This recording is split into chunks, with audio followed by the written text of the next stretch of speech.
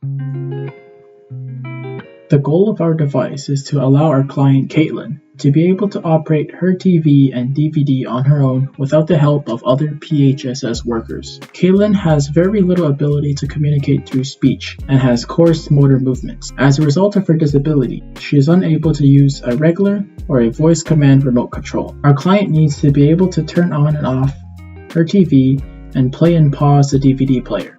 And so we developed Sparse, an easy-to-use, accessible universal remote control. Our vision is to increase the client's quality of life and independence, in addition to decreasing the workload on the PHSS staff. Our team at Sparse created a universal remote control that can be reconfigured depending on the signal you give it. The remote consists of two large colored buttons that light up and emit a sound when pressed. The buttons emit different sounds, which not only helps Caitlin comfortably press them, but also allows her to easily differentiate both buttons, consequently helping her learn the mechanics of the device and help her overcome the learning curve.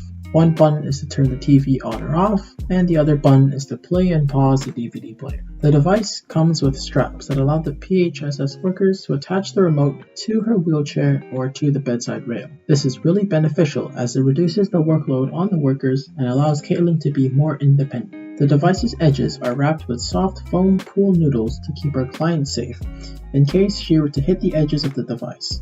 In addition, should the device be dropped or thrown, the soft edges will cushion the drop such that the internal electronics will not be damaged. Furthermore, the remote is programmed to be adaptable with any TV or DVD model and any other device that uses an infrared receiver. This is extremely helpful as it means even if Caitlin were to get a new TV or DVD player, she can continue using our product. Our client Caitlin wants independence in one area of her life, so by developing this device for her, we will be giving her the freedom of watching her favorite movies at any time without the help of PHSS staff. An overview of the circuit schematic can be seen. We are using an Arduino Uno. Connected to it, we have two buttons to receive the client's input.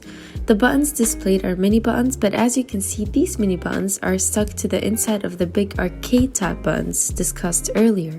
An infrared receiver to receive the infrared signals from the other remote control. A micro SD module that will store the received infrared signals to the SD card during configuration.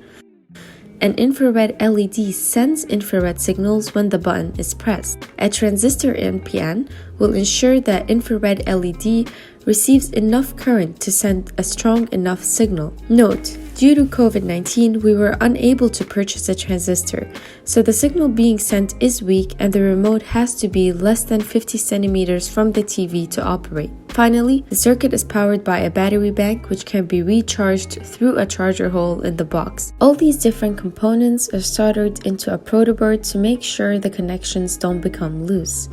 Note, due to COVID-19, we were unable to solder the circuit into the protoboard due to the closing of the workshop.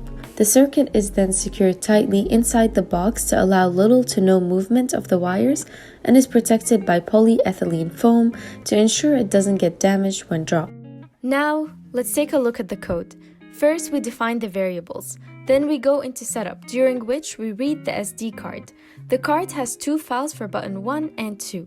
The Arduino takes the decimal value from each of the three lines in each file. The first and second line values get stored in decimal form into local variables, code protocol and code bits respectively.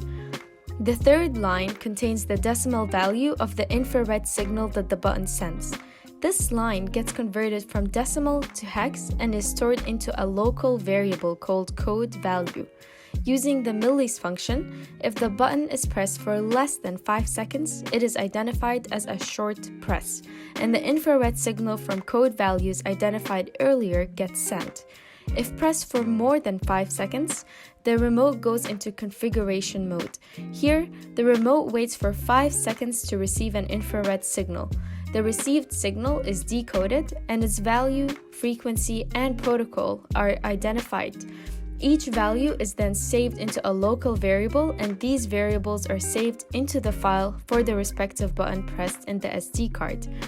After saving the values, or after 5 seconds, whichever comes first, the remote exits configuration mode, and the cycle repeats when a button is pressed again.